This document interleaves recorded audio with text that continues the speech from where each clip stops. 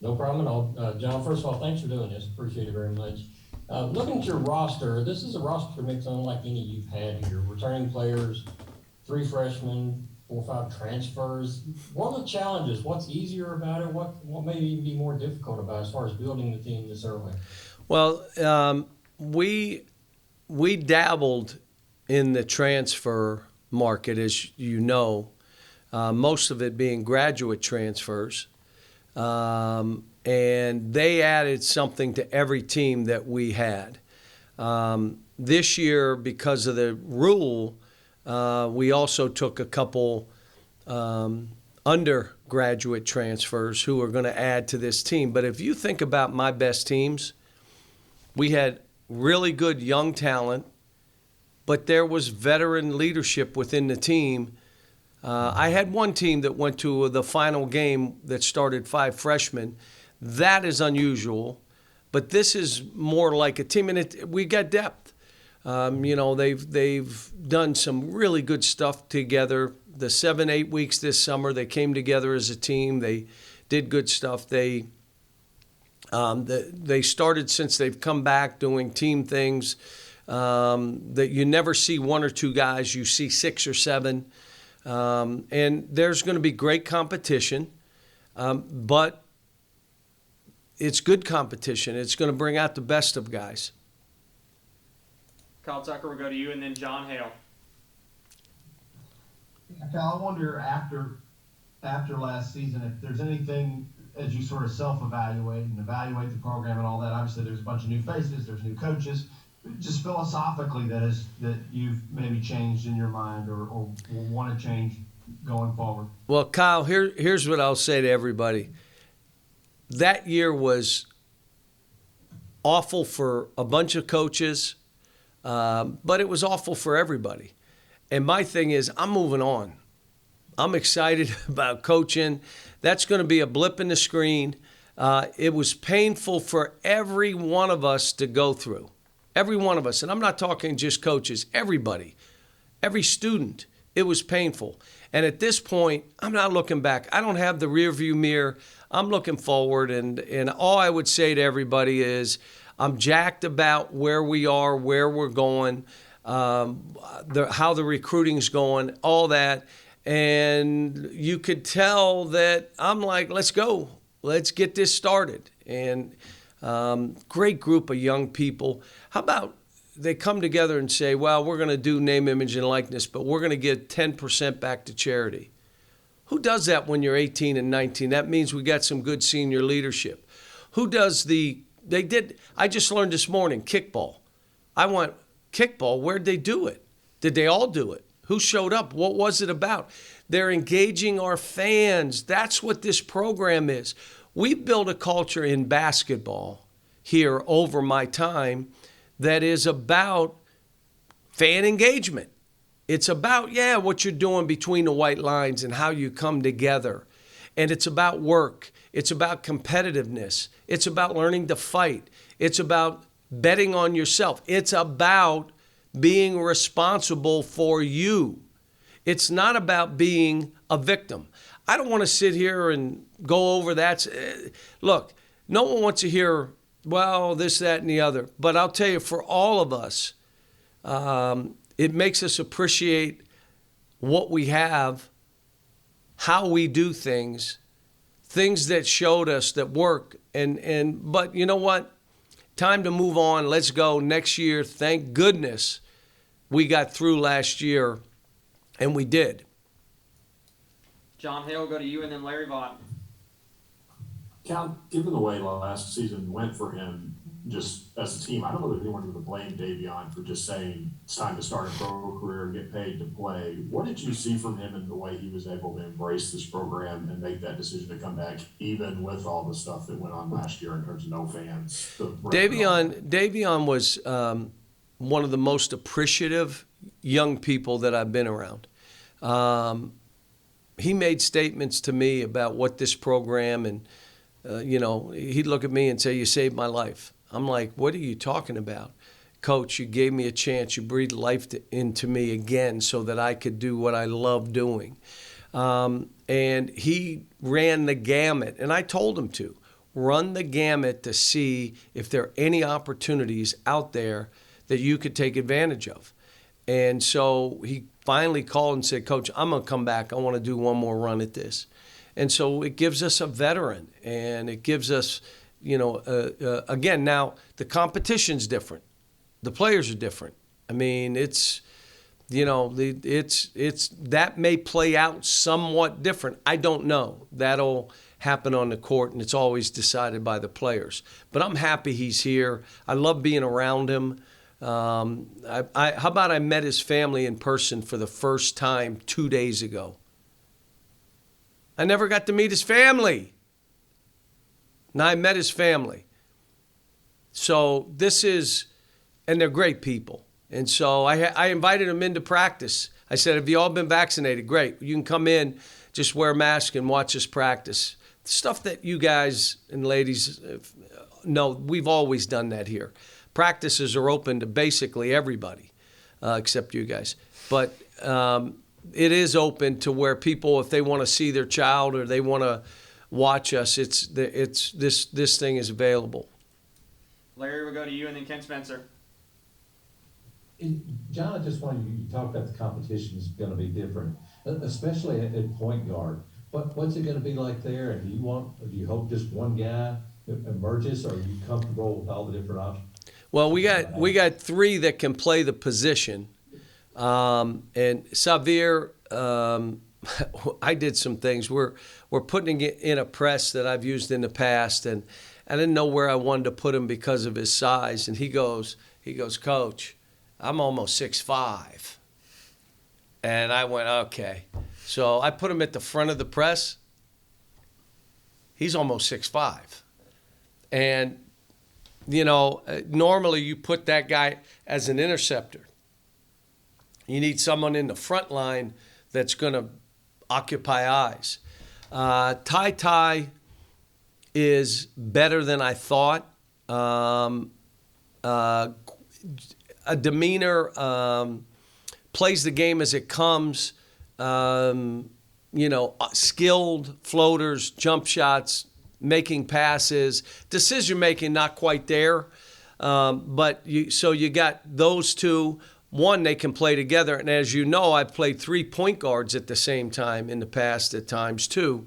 And you got Davion, who can, as we learn late in the season, he can play the position more as a scoring kind of guard than a creating point guard for his team, but he still can play it. So we got 3. And I'm really excited about all 3. And let me throw another one. Kellen played point guard at times at Davidson. Matter of fact, when we played him, when he had 16 on us as a freshman, he was their point guard. So we have options, and I'm really excited. And seeing how they're playing, I think it's, again, brought guys together because it's really about playing for each other, and I think that's helped us too. Kent, and then Barkley. John, you kind of mentioned it before about recruiting and momentum and going pretty good. What do you think the difference is for you guys in recruiting? Because it seems like you guys have got some momentum right now that you haven't had in a while. Kent, I think we've had the number 1 or 2 class every year I've been here, but you may be right. We may be not having the momentum. I think we've missed on some guys, which is, I've always said it, we will. We don't get everybody. I was talking to a coach yesterday in Orlando, was in there listening, and it was basically so-and-so promised the kid he would start, and the coach said, look, I got to do it because other people are doing it, and you guys know I don't do that. So there are some kids that want to be told you're going to start, you're going to shoot the ball 25 times a game, you're going to be the main guy, everything. Most of that is not truthful. It's embellishing. Some of it happens, sometimes it doesn't. I'm just not willing to do it. So we will lose guys like that. And I've said this my whole career. I'm overrated as a recruiter, but that's fine. But I'm overrated that way. And so my hope is kids want to come here because of the culture we've built. which is competitive environment, other really good players, learning to be a great teammate, betting on yourself, being responsible for you, being in the greatest shape of your life or someone else is playing. You got to come in here and fight, which means when you leave, that's why our guys do so well. They learned to fight. They weren't guaranteed anything. They had to take what they wanted. They had to bet on themselves. But I see that we're involved in the right guys, and I come back to information in this stuff is the key. There are times you got to walk away from guys because you got information that says, you know what, let's just walk. And that doesn't mean he's a bad kid. He may want something that we're not willing to do, or I'm not willing to say. He may want us involved so that he could say, Kentucky wanted me, that verifies me as a player. Well, if that's the case, that's fine. Let's walk away. And now you don't get dragged down rabbit holes where you don't need to be. But I'm the kids that we're talking to, most cases have said their dream was to play here for me.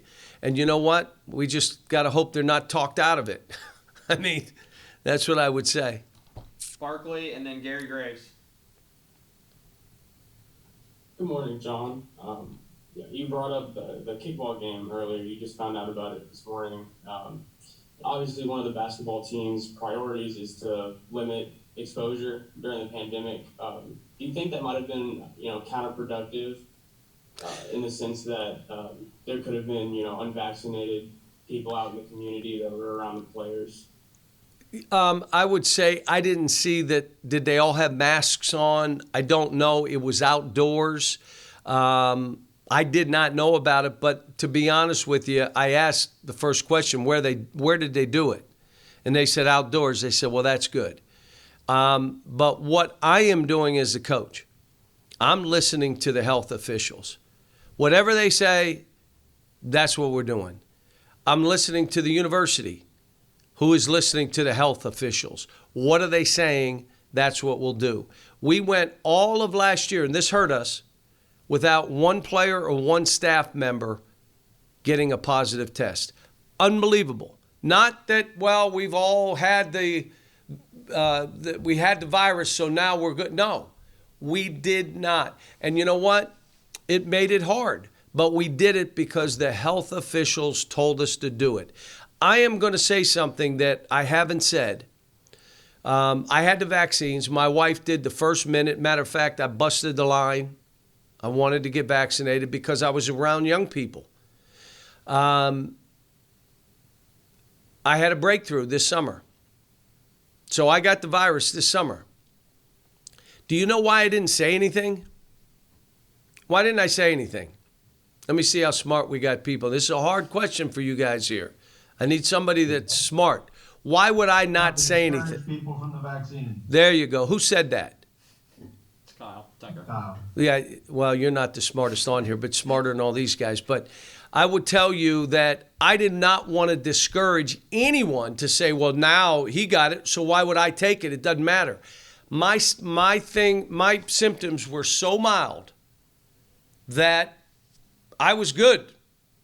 Okay, it took me, I had some aches and pains and stuff. Never got a fever, never got the headache, nothing. But I was positive. Had to separate from my wife. She was downstairs. I was upstairs. She never got it. We tested her a bunch. And then the other thing I want to tell you is I've had friends now who've sent their kids to school. They've been vaccinated, and they've got the virus because they got it from their 11-year-old, 10-year-old, 9-year-old that cannot be vaccinated yet. Bring it home, and they got a breakthrough. But how about this?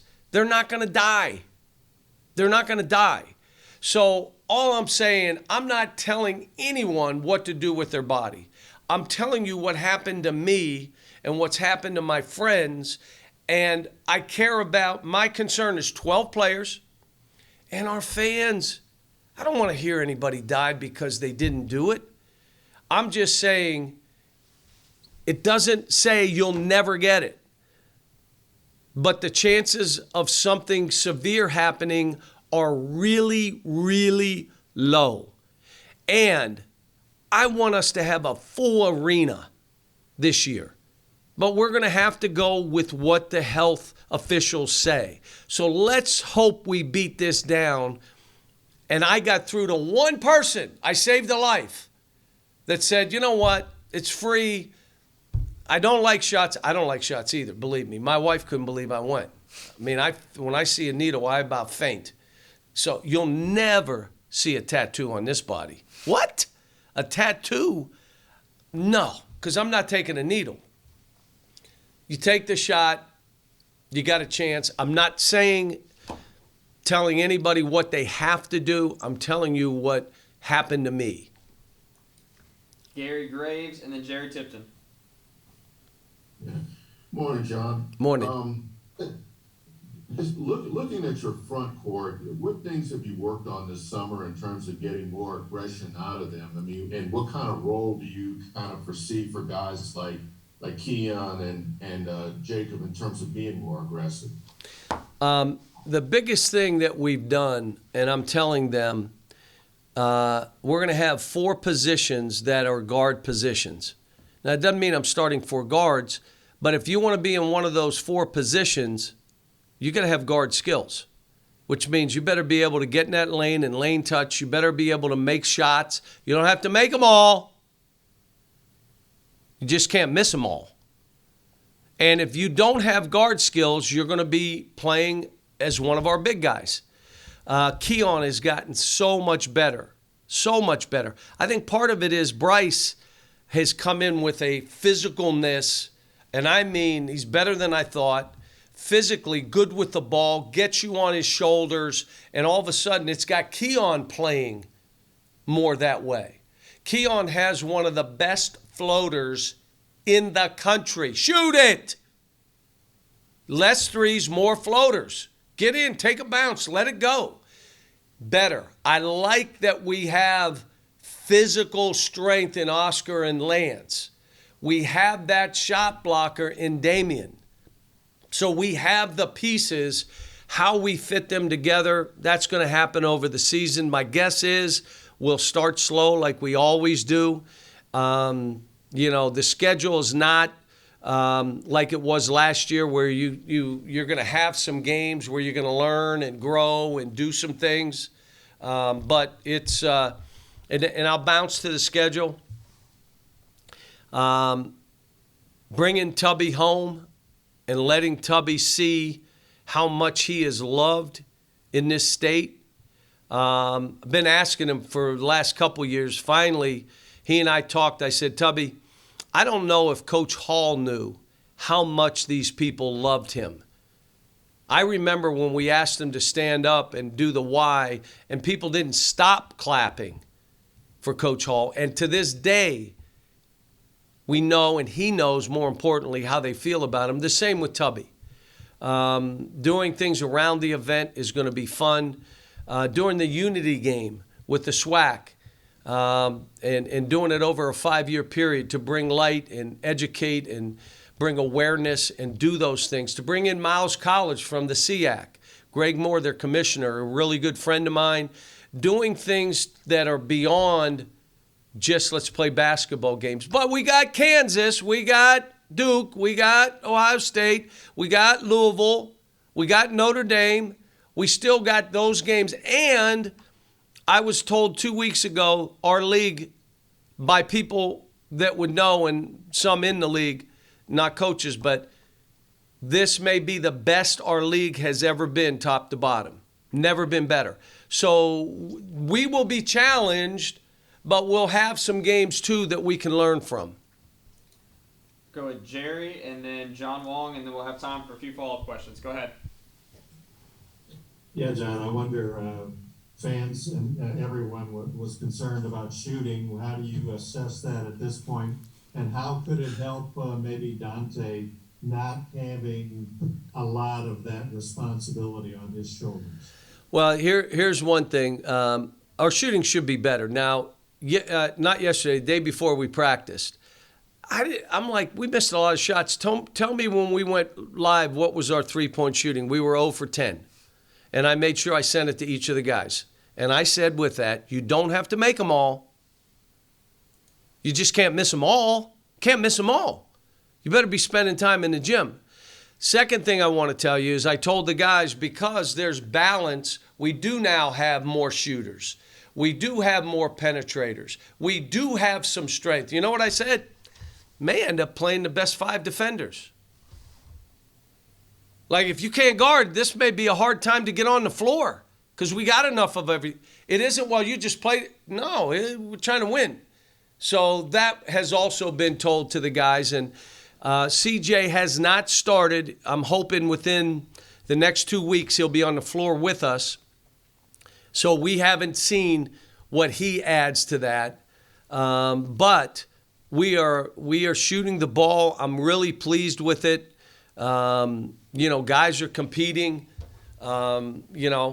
Everybody has had spells where they've made them, whether it be Kellen, whether it be Dante, whether it be Davion, whether it be Keon. They've all had spells where it's bang, bang. We're just going to have to be more consistent. And again, this may be a team that there are 3 of you that we're really looking for you to lane touch. These 3 or 4, we're looking for you to shoot, or when you drive it, shoot a floater. That's it. And there may be other guys that here's how we're asking you to play. As we teach them all where the game is going, which is spacing, which is skill. If you don't have skill, you're done now. 8 years ago, you could be drafted in the top 10 picks and not be real skilled. You ready? You're going in the second round, maybe, if you're not skilled. Athleticism is there. If you're really skilled and you're really athletic, wow. But if you're really skilled and you're not quite you may be okay now. The game is changing right before us. If you can't get by people and get in the lane and lane touch, if you can, you have really, and make decisions, you're really adding value. John Wong, and then Why was CJ not been active? It's the same. We're taking it slow. He's somebody we're going to need, and I'm not going to have him come back, and I'm telling the trainers, don't bring him back early. We have another player injured too that I'm not going to tell you who it is. He had not been in this 5-week period. I don't know if he'll go at all either. But there's one other guy that's out too. John Wall, we'll go to you and then get to a few follow-ups. Hey, John, the role of the graduate assistant at Kentucky has traditionally been pretty limited. With Brad coming on board, how do you see that role expanding? For God's sake, he's your son. Are you going to let him call some plays? What will he actually be doing? He'll be my top assistant. What I'm making him do right now, I make him do stuff just to do it. Brad, go get me coffee. And then I throw the coffee out. I didn't want any coffee. I just wanted him to have to go get it. I need you to sweep that floor down there. But I want him to do more than expected. I've told him that. If you want to move in this profession, you do more than expected. So there'll be things he tells me after practice. He's very good about it. Like, he's not trying to step in. He loves to add value to the players. And it's something that, I want to be around my son. He's in our office. I just gave him 2 folders that I was going through yesterday. I was in the office yesterday, and there were some folders I found that were stuff that I've done from 8 to 20 years ago, and I had put them in there, and I said, I want you to look at some of this stuff. Some of it I took out and said, I got to go back to some of this stuff. So he's into it. He wants to do this. He's starting at the very bottom where he should start. Yet, I want him involved in everything because I want to teach him. I want him to learn. And you're right. You said it. He's my son. But he played for me. My son. How much did he play? This is merit-based. This is merit-based. You add one of the Do you know why I ask all the staff members to do a scouting report for every game? Every staff member scouts the team we're about to play and gives me a two-page scouting report.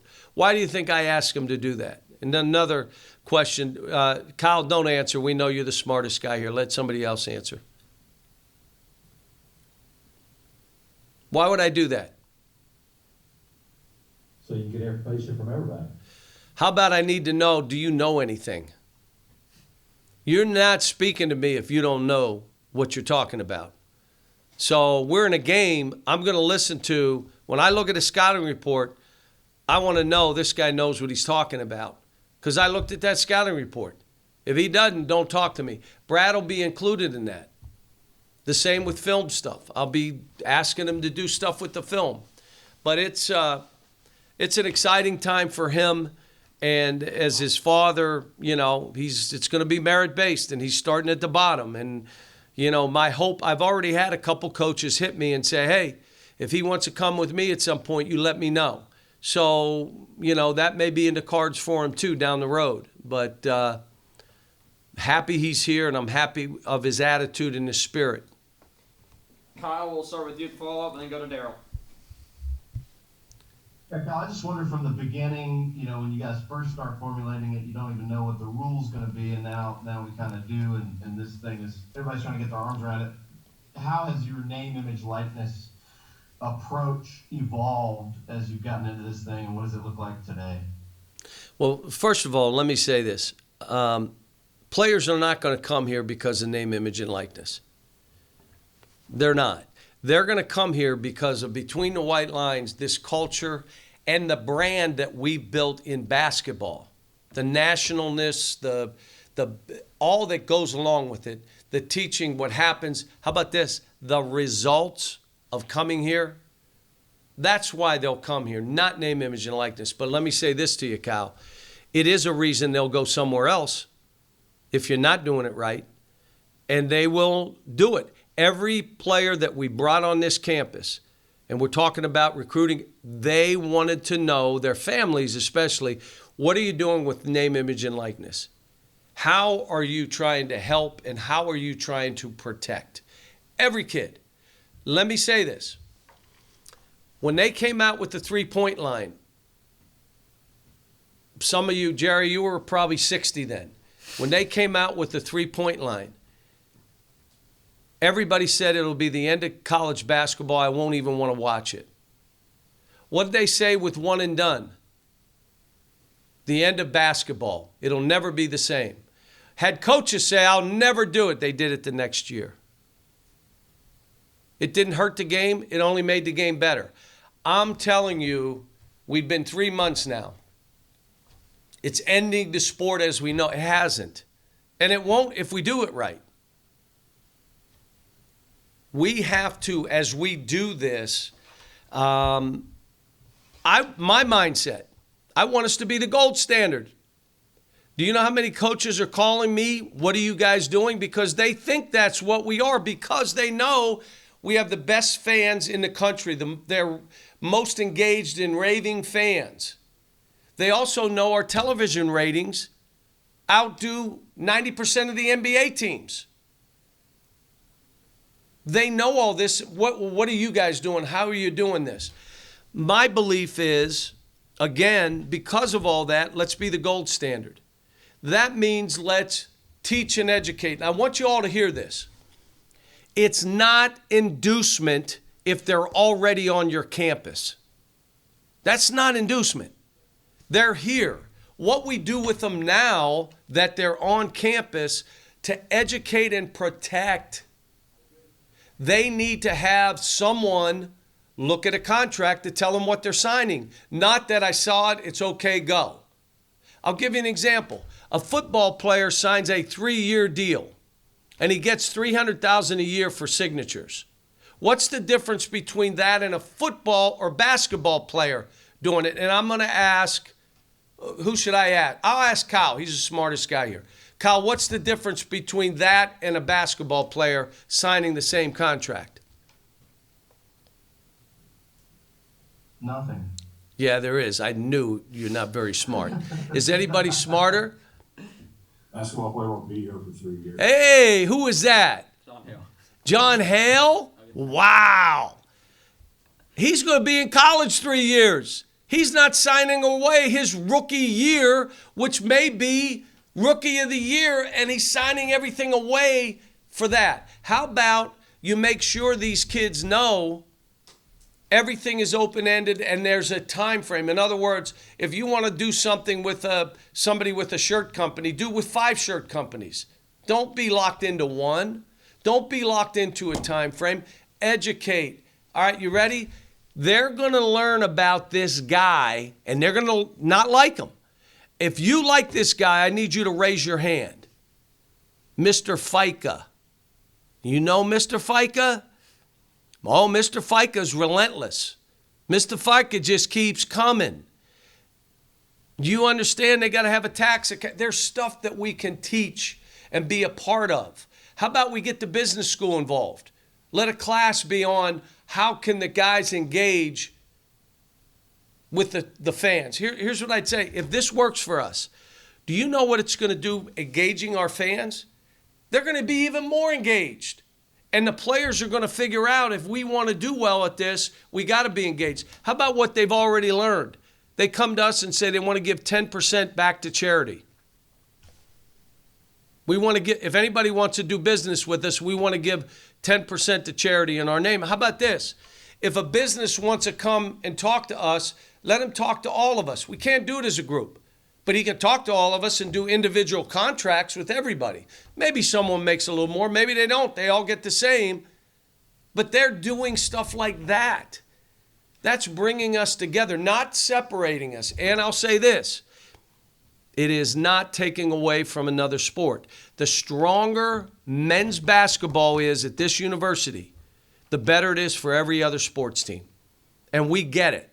I understand the importance of this being good at what we do.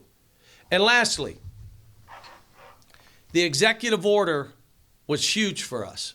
Don't let anybody tell you it didn't matter. It was huge for us. Every other program in the SEC had a state law, except us. We had nothing. Well, you could do anything. What if they restricted everything? So we needed an executive order, and thanks to our governor, we got one. Who followed it up? What 2 states said, they're right, we better do what they did? Ohio and North Carolina, which even showed that, yeah, we did the right thing. They followed us because they didn't have a state law. Now, a state law. We need a state law, but it needs to be nimble and flexible. It cannot be restrictive. We don't know where this is all going. A year from now, there may be a lot of changes. And let me say why a state law is important. I've been wrong before. When was it, Eric? 1978. I think it was 1978, Larry, 78. I don't feel there's going to be a federal law for 3 or 4 years. I've been wrong before, but let me tell you why. Unless there's chaos, unless there's something that makes them act, they're not acting. Now, we can all talk and have meetings and this guy's saying the right thing. They're not going to act unless there's chaos or something happens. I don't see that going. So we need a state law. This summer, I talked to Leader Osborne. I talked to Senate President Stivers, and they get it. They want to help. I mean, we need a state law that's flexible, that we can move when we need to, because there's going to be 50 state laws. California just did another law that moved their program NIL to this year, because they weren't starting until 22. But it took them 7 months to get it. That's why I come back to flexible, being able to move. And I got to throw a shout out to Senator Stivers. I was with Dr. Todd, and we were talking about the building on our campus.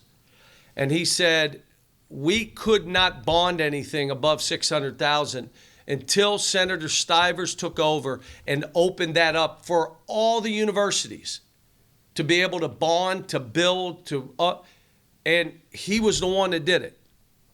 Hats off to him. Now I'm looking at this saying, we've got to be real flexible and nimble, whatever we put together. And I can't tell you how it's going to affect volleyball or the rifle team or track. I can tell you how it can affect men's basketball. And here, it's kind of important that we get that right, and I know they will. I'm pretty confident in both Speaker Osborne and Senator Stivers that they're going to get this thing right and make it flexible. And I would rather fail fast than be in the caboose. We don't know what's going on, but let's not be in the caboose now. We're going to fail some. We're going to have to change. There's going to be things we try that aren't going to work, but there's going to be things going on 6 months from now that weren't now that we all say, well, that's something great. That helps the kids. That helps the programs. We don't want to be too locked in. Does that make sense to everybody? Guys, I know we're running short on time. We're real quickly try to speed through these last four. We'll go to Daryl and then John. Oh, yeah, Cal, you won a national championship. You're in the Hall of Fame. Friday, you're coming face-to-face with a statue of yourself at UMass. I'm curious how you wrap your head around kind of a surreal moment like that. It's kind of neat. I tried to get Ellen to come. She says, I see you enough. I'm not looking at you in a statue, so she's not going to go, I don't think. But to be there with Julius, with a coach that I respect like I respect Coach Hall, Jack Lehman, and then Marcus Camby, who I've told over and over again that what you've done for me and my family I could never repay. And he always follows it, Coach, what you did for me, and I love you. I mean, to be there with that is kind of unique and special, but they're also putting that 96 team collectively in the Hall of Fame that night, which I think is to see all the guys, they're all coming back. I just called Mike Williams. Mike Williams wasn't on that team, but he knew all the players because he was on the teams prior to that. I invited his sons to it, so we're going to be able to see his two sons and a lot of old friends, so it should be fine. John Hale, Kent Spencer, and then Jerry to end us off.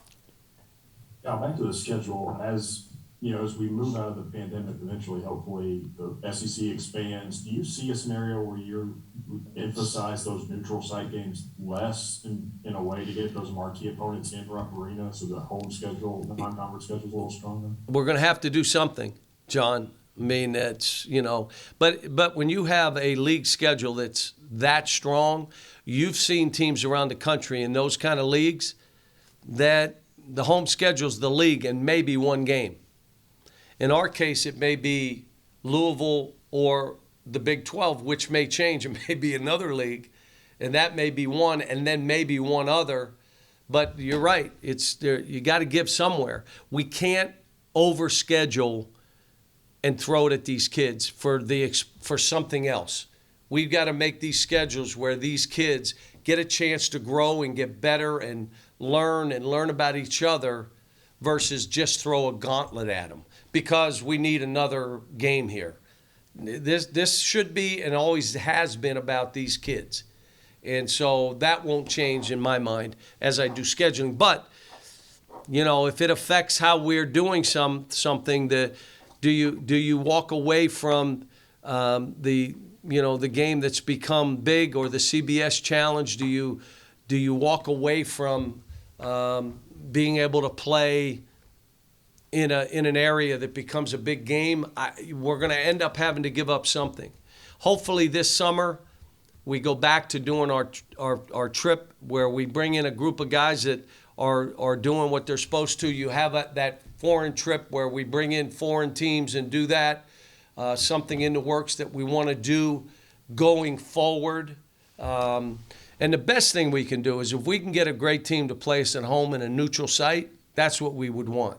So if you really want to play us and you're a good team, you play us in Rupp and we'll play at a neutral site near you. I mean, that's the best way to do it. So, maybe we can do that. Maybe we're not able to. Kent and then Jerry, and that'll be it. Yeah, John, as you guys have started practice and working out, who has been the guy that maybe has surprised you the most so far? You've mentioned a few of those. I'll be honest with you. They've all, I could go right down the line and name, other than the two that haven't been practicing, you could name 10 guys that have had good days. And that's why I keep coming back to, we may play the best 5 defenders. So if you're not, you better get in the best shape of your life. Your body fat better drop. You better fight like heck. And if you think you're going to exchange baskets, you're not playing.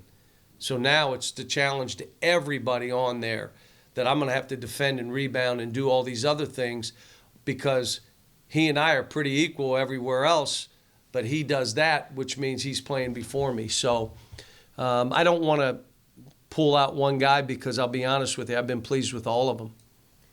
Jerry, last one. Yeah, John, one other thing about your positive COVID test. I'm wondering when you tested positive, how you think you contracted it, and what are your rules for staff and players about getting vaccinated and wearing masks? Well, I was in New Jersey, and for all of us, if you're not feeling right, in the past, would you ever go get tested? No. You just go take an aspirin and let me have some NyQuil, I'll be fine. But I wasn't feeling right, and I said to my wife, let's get the antigen test. So we got the antigen test. She took it, I took it. Hers was fine, which is typical of the princess. She's good with everything. And I am like, this is a little shaky. So then we both go take a PCR test. Again, the princess is negative, and I come back, and it's like you're positive. I have no idea where I got it, what I got it from. You just don't know.